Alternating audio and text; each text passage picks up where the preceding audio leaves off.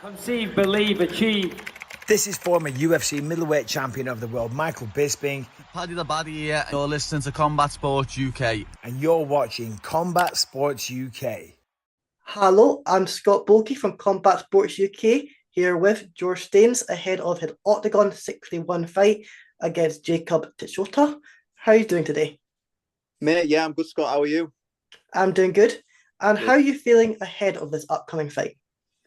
Really good. Spot on. Very, very confident. As always, nothing really changes.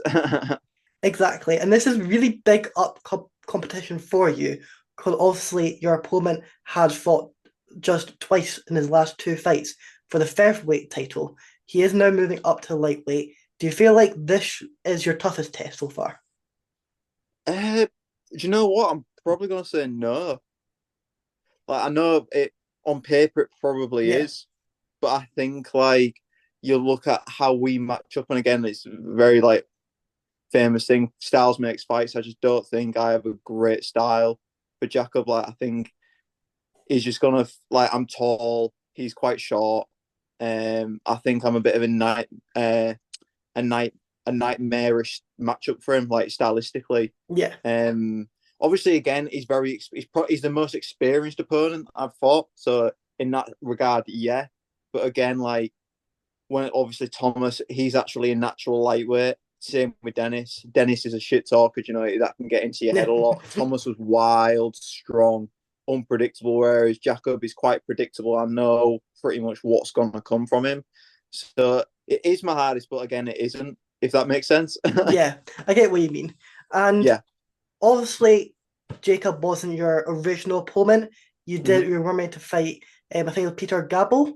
However, he did withdraw from the fight. How do you deal with that change of an opponent? I've been so used to it throughout, like, you know, my amateur career. That you look at some, like, I think like I've had 5, maybe 6 fights, you know, that I've had cancelled. Like when I fought Ben Willis, that was a 24-hour cancellation. You know what I mean? Yeah. The guy literally my original opponent pulled out the day before the weigh-in, so it's kind of like, I think he pulled out like 8 weeks, 9 weeks before the fight.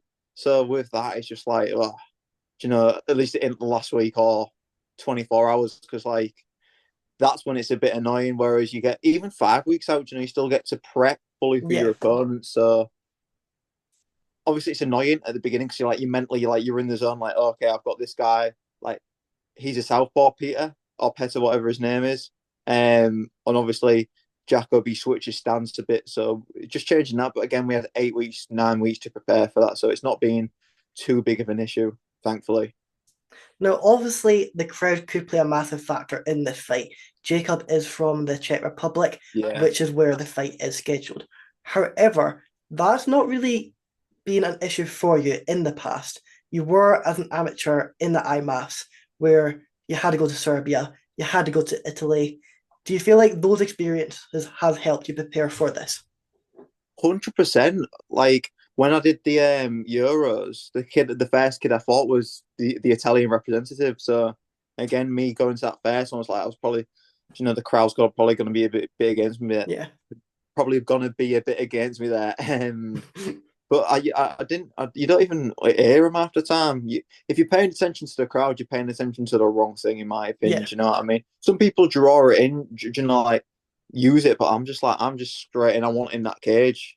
Like I'm fight. The kid I'm fighting is right there. Do you know? I'm not fighting the crowd. Why would I care what they think? Exactly. And speaking to fighters who have fought in the IMMAs and then went into pro MMA, they have said that experience has helped them a lot because you are facing tough guys in the IMMAs. Some of them don't even leave IMMAs. They just spend their whole career fighting in the IMMAs, which just makes it a lot tougher opposition. Yeah, like you say, there's a lot of people who are just in the IMMA, constantly circulate, just doing the IMMA year on year on year. And again, some people that you will fight, especially in your early pro career, some people that you fight in the IMMA will be probably better than some of the people that you fight in your early pro career. Yeah. And even it could, depends who you fight, but even it could be to the same level in your later career. Do you know what I mean? Like you look at the likes of, you know, like Mohamed Mokaev, Do you know what I Yeah. mean? Look at what the IMMA pretty much did for him. I know he's just been kicked out of the UFC and that, but in terms of his fighting, still did very well. Another, you know, it's me. You got Akon as well, who had, obviously he did the IMAFs. Look where what his career's done. It's I think the IMAFs is probably the best thing like as an amateur you can do. And do you feel like you did it correctly? You had some amateur fights before you were able to do that. You then went to the IMAFs, did that, and then you went pro. Do you feel like you've done it in the correct order?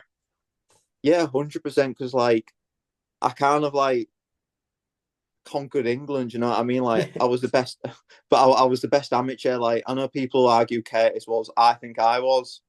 Like that fight never happened to prove it, so you can never really say. I know people would say I was. I know some people that would say, you know, he was. Sorry, Nothing.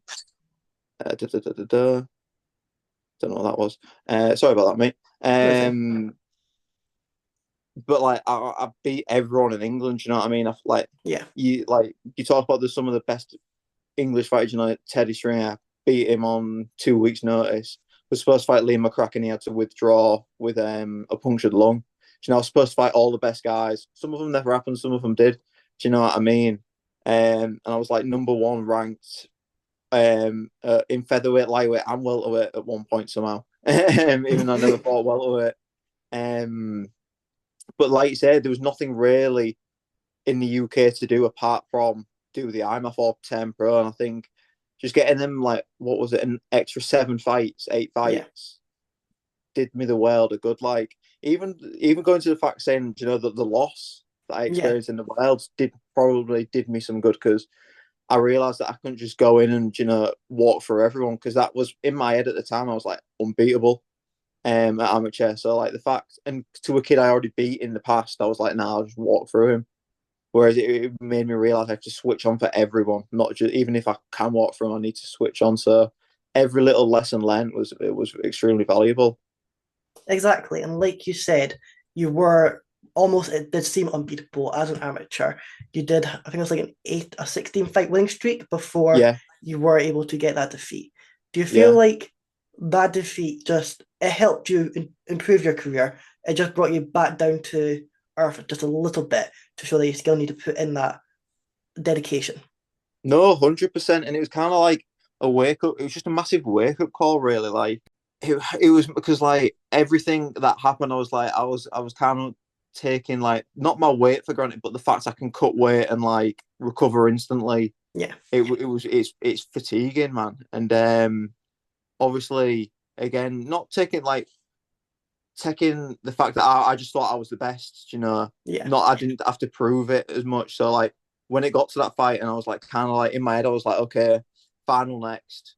Just use your jabs, you know, try and disengage as much as you can, use your distance and take as little damage as possible and use a little effort. Where I'm like, it's a semi-finals, I've got to get to that finals. I need to put as much effort in as every other fight. And that's what I should have been really thinking about. I want, and it kind of taught me how to mentally, like how I should mentally be preparing for fights. And even down to the training, you know, it's probably one of the reasons why I came to Next Gen. Do you know what I mean? Because if I'd have won, I'd have been like, you know, my training at home is fine. I don't need to take it to that next level. Whereas the fact that I lost kind of was like, you know, maybe I've got another way to go. And then Molly reached out to me saying, you know, maybe start coming down to Next Gen more. And I did, and it's probably the best thing I've ever done. Exactly. And you do get to fight with the top level guys, like you're saying, with Molly, who are being able to get into the UFC. How has being able to lean on their experience helped you? It's great, like, because obviously, like, I've got loads of, like, just some of the lightweights in the gym, and, you know, some of the best in the country. You got Paddy, obviously, just top 15 in the UFC now. You got Adam Cullen. You got Shem, who's top 50, top 10 in Octagon. I'd like to say Adam Cullen, one of the best in Cage Warriors. Luke Riley, who's main event on the Cage Warriors as well. Obviously, he's featherweight, but again, all these guys, like, I train with Cullen a lot. He helps me a lot. I train with Shem a lot. He helps a lot.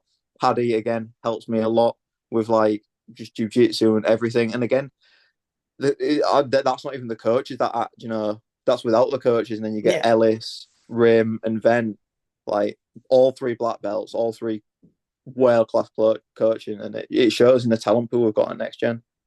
Exactly. And obviously, you are part of the Octagon. How did it feel to be part of that major organization? It's class, you know, because like obviously it's huge, isn't it? Yeah. It's like I think it's got the main account's got like 500,000, 600,000 now, hasn't it? Yeah. Followers. Like it's crazy. I didn't. I think I thought if I would be on any like big organization as of now, it'd be Cage Warriors, and again, for looking at pure like numbers and following, Octagon's bigger. Because again, going off following like this over there in Czech and Slovakia and that they're selling out massive arenas at 11,000. They've got that 55,000 seat stadium in October as well, aren't they? Which is crazy. Yeah. Just cool to be a part of that, you know. And like doing the challenge series and everything. It's pretty cool. Exactly. And obviously, another great thing about Octagon is like their tournaments that they have got. They've got one on this card as well. How do you feel like that? How do you feel like that is? The Game Changer. Yeah.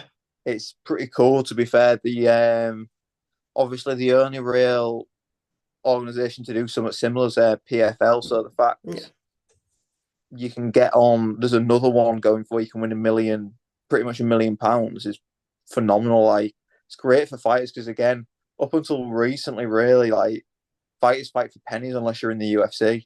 Yeah. Like you don't. People think it's like all glitz and glamour, whereas fighting's like you're pretty skint until you make it to the UFC, right? So the fact that you can, make a good living outside the UFC now is it's pretty amazing. Like it's showing how much the sport's growing. Like, or not just like in America, because obviously that's where UFC is based, all over the world. Like again, Eastern Europe, England, all these other places. It's amazing. Like obviously, if the opportunity would arise for me to do the Game Changer, I doubt it will because next year I'm assuming they're going to do a higher weight class because they did. I'm assuming they won't do lightweight again because they've literally just done it. But if they did it again in a year or so, maybe for me, I won't mind £1 million. Exactly. And speaking, like you're saying, it is all about money. It is a big factor. Speaking to quite a few Cage Warriors fighters, because they do have that one night tournament where you fight twice in one night for 50,000. They are just asking the fighters, what do you care about more, the title shot or the 50K? They all just say the 50K, just due to how big of a life changing it can be. Oh God, yeah, it's like a couple of years like wages, isn't it? Really, like if you get 50 grand, like you're pretty much sorted for a couple of years, like, and you can just literally focus on fighting. It'd be amazing to win. And do you train full time or do you do No, I train full time now. And do you feel like that has been a big advantage for your development, is being able to dedicate all that time on making sure you are at the best shape, best ability?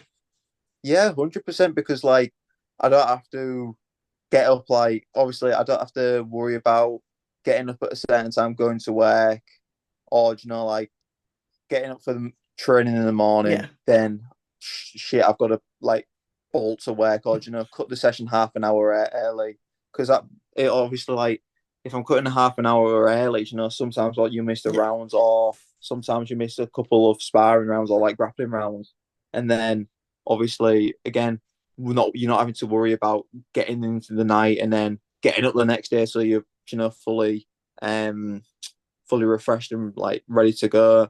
And what I can just dedicate my free time to like doing what I like obviously recovering, which is an important one, stretching, eating the right things, doing the right things, and just literally doing what you need. And for your camp, have you brought any specialists and like nutritionists for that? Yeah, so I use Paul Reed. Obviously, most people at Next Gen use him. Yeah, we all use him for most of us use him for his S&C. Like I'm like I feel like I'm the best, like physically the best I've ever been. Like I think like I've done like back-to-back PBs for like last 3 weeks coming up to the fight, which is crazy for me. Then I use it Paul Reed for my nutrition as well. Just for like again, he's done loads of meal prep for us for fight week. Low carb, low fiber food, low sodium, just to make sure again it's not off our minds and we're making sure we're fully fueling for any sessions we have them. Just for the day, because obviously if you're having no carbs, it sucks. And do you feel like Octagon is setting the trend for other organizations to start doing stadium shows? I know the Octagon are starting to do them. They're selling out stadiums as well, which shows it can be done. Yeah, I definitely think so. I think like especially if they have the following that Octagon do in like Eastern Europe, like I think the KSW do some stuff like that as well. I think they do some a little bit. Yeah. Yeah, but I think like, they're proving that it's definitely possible. Like I won't be surprised if you see the UFC starting to do it. Really, like because think of all the stadiums they've got over there. With all the NFL, all stuff like that. The baseball, even. Obviously, again, the only thing is you need it to be good weather in it. Yeah, that's the that's the issue with the UK. Yeah, you'd only be able to do it in Wembley. I don't think many places are going to sell, many organisations are going to sell Wembley. But again, I think it's a great thing, and it's a great initiative to get people on the cars, like promoting themselves. And because if you want a slot on a limited card, you're gonna have to really push for it. And I think it's a good initiative for fighters to have, and they're gonna want to perform there as well, because obviously, if you're giving out bonuses, you want that bonus, and especially the more raw you get, the more impression it gives. So you want to perform well in them stadiums. Exactly. And do you feel like the British MMA scene is just on fire right now, with a lot of upcoming talent in both the men's and the women's division? Obviously, in the men's, you have you coming up, you have Sean Clancy Jr., and just a lot of Mokayev who did get into the UFC and release. And then also in the women's, you have England's Kennedy Freeman, you have Gemma Gold, all coming up as well. Do you feel like that is just boosting the UK MMA to that next level, and a lot more champions are going to come out? Yeah, 100%. Like you said, UK, but since like kind of Leon beat Usman, it's kind of like everyone's like, oh shit, the UK is actually pretty good. And then obviously Tom won, and then it was like, oh, UK can actually have more than one champion, because obviously Leon was getting battered for that second fight, sorry, and then he just pulled that head kick out. But obviously in that third fight, he proved everyone why he was the champ. And again, I know you get lost against Bilal, but is what it is, run it back. But again, then you got like the likes of Paddy, obviously again top 15, absolutely smoked Bobby Green, like made him look like it was his first UFC fight. If I'm being honest with you, Bobby did nothing. And again, like some of the people you said, you got a great British pool in PFL as well, like Chanel Dyer, again, like female. Got loads. I just think the UK is like, I think it was an untouched hotbed of talent, and now like it's starting to get like chipped into now, and I think everyone's realizing, oh shit, the UK is quality. And do you feel like the UFC kind of mucked it up a little bit with the timings of the UFC 304? Yeah, I think they proper messed it up big time. Obviously, who am I to say? But yeah, I think they messed it up, because I've like after videos I saw, everyone was asleep. Yeah, and like obviously, like Leon was saying, he was flat because of the timings and all that. And again, if it's in the UK, it should be in UK time. And I get it, sponsors and all this and all that. But again, you had like the sponsors on the canvas was like, there was like JD. I remember seeing. I was like, that's in England. That's in England majority mainly. So I'm like, the main sponsors are from England. I get, and again, the fact that the Americans might just have to stay up like most of the English do to watch it, but it is what it is. Like, I don't think they'll ever do it. They shouldn't do it again, because I think they'll have lost out on a lot of ticket sales because of it. Because like, I was going to go with my dad, but again, because of the fact it was late, he was like, nah, I just can't be asked. He wants to stay up till 5 a.m. Yeah, exactly. I think what I heard from one of the UFC heads, the reason it was at that time was because they had already, before they picked the location, they had already agreed the times in the US. However, you should be able to pick the date, the location before picking the TV deals. I'm 100% like. Obviously it'd make, if it was like US time, that'd be fine. Say if it was in like the T-Mobile or something, no one's gonna care because like everyone's gonna go there a week before, get acclimatized to the time difference, sound. But if it's in the UK, or if you're thinking about in the UK, you should be like, nah, it should be in UK time or relative time to where it is. Now I saw a post, I think it was like a month or two ago, that Octagon, they're focusing more now on in Europe rather than in the UK. Do you feel like that they should be coming back to the UK because they have so many good fighters like you, Shamrock, Cartwright, all in their ranks? Yeah, I definitely think they should come back. I just think there needs to be a bit like not do a bigger like because they chose big arenas. Do you know what I mean? Yeah. Like do maybe slightly little ones, fill them out so it looks better. They've just got to realise that the UK crowd's different to the Czech crowd because a lot of the Czech crowd over there, it's like a family outing. Like you'll get mums, dads, sons, and daughters going to like literally it's a family day out. Yeah. Whereas the UK, it's mainly a bit of like night out type thing, isn't it? Go watch your mate or someone you train with or someone you support. Watch them, watch a couple fights before or after, get gone, get to pub and get pissed in it. But it is, and that's what the UK is, unless it's essentially UFC. And because you're paying that much money to watch UFC, you're gonna stay. Exactly. I just think they need to realise what the UK demographics like, and then once they've done that, it'll be sound. Because they have got the fighters to do it. Like Shem alone would sell, lots of tickets. I'd sell a fair amount. Jack Cartwright, Corey Fry, Scott Askham. We've got some great guys.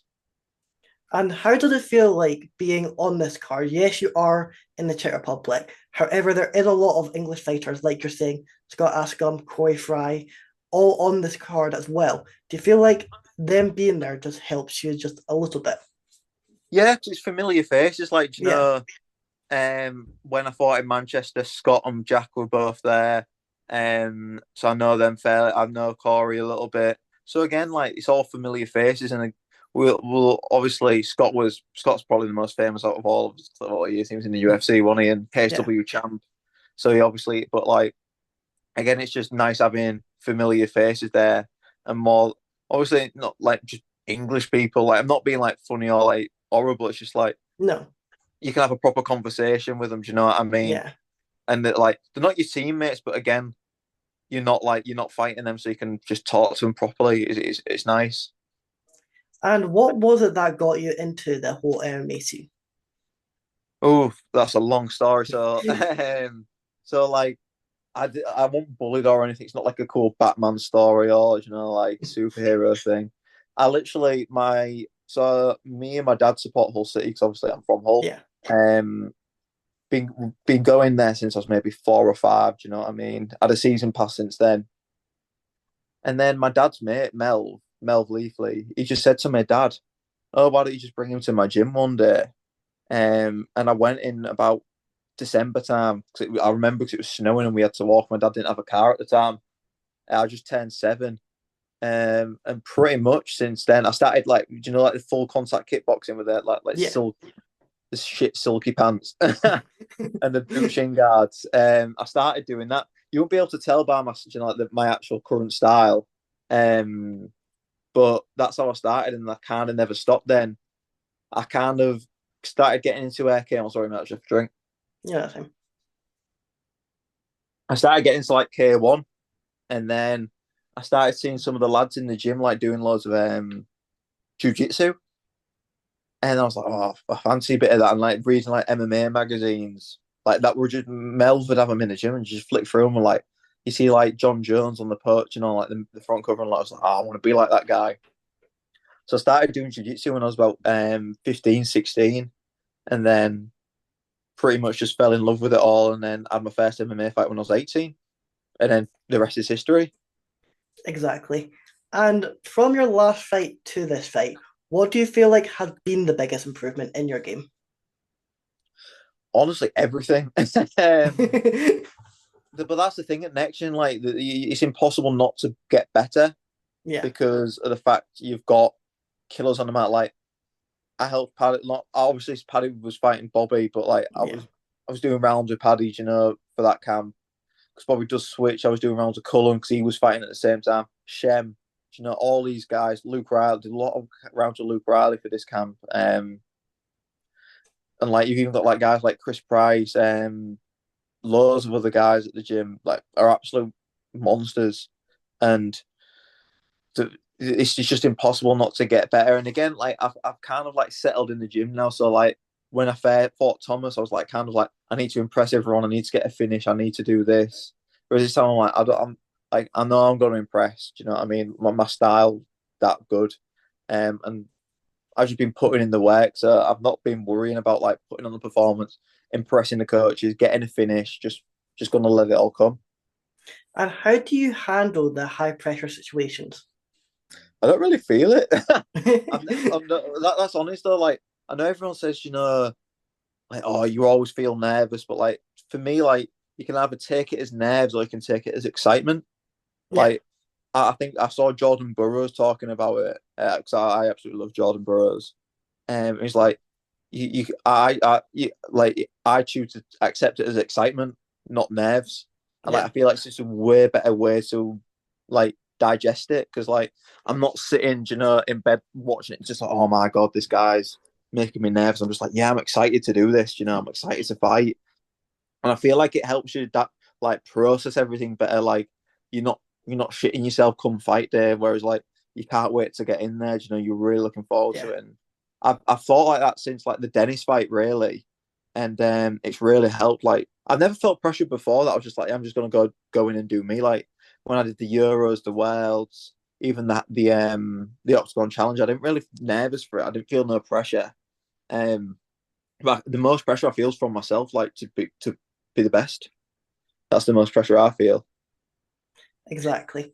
And after this fight, obviously, as long as you come out injury free, do you want to get back in before the end of the year? I know there's cards in December and November. Yeah, 100%. Either November or December, honestly. I know Paddy and obviously Nathan Fletcher, who just got into the UFC. Yeah. They're both maybe looking to get on the 7th of December card, potentially. And obviously, if they do, it's going to be hard for me to fight on the same day because obviously they need the coaches. UFC, it takes priority. But just see what comes of that. So if they're fighting and I don't want to fight on the 29th of December, like absolutely not a chance. I want a Christmas, thank you. I'm missing my birthday for this fight, so I don't want to miss Christmas as well. Yeah.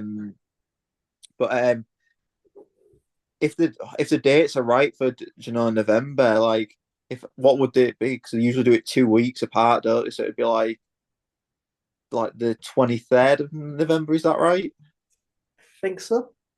If that's, I'd happily do the 23rd of November, like spot on for me because my weight, I'm not going to get too heavy anyway. Like I'll probably only get to like 80 kilos, like so I won't have to have such an intense or I won't have to be cutting for so long. So again, I'd do that nice quick turnaround.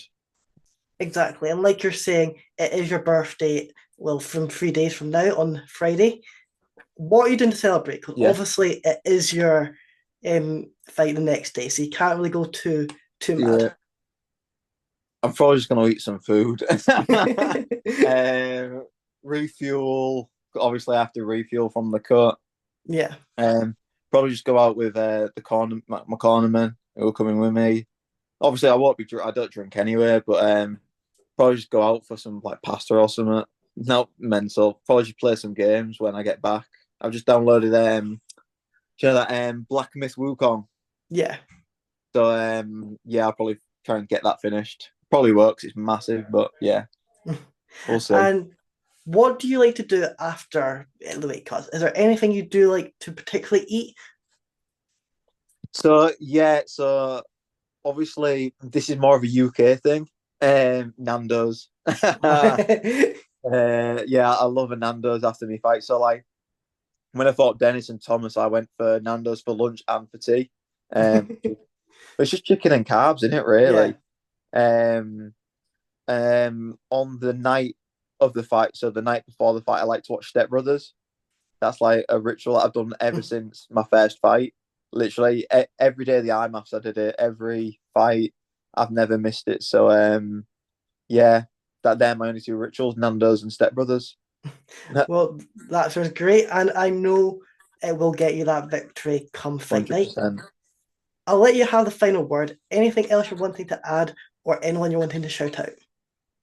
Yeah, just make sure you tune in on 21st of September. It's going to be a great card. Obviously, myself is on it. So, yeah, look for another dominant performance. And just thanks to everyone who supports me, all my sponsors, my dad, my girlfriend, my parents, my mum and dad. Just everyone, really. Like my coaches, my training partners, everyone. I couldn't do it without them. Exactly. And like you said, you are going to put on that dominant performance. You are the star of the show, but there is lots of other great athletes on that card as well.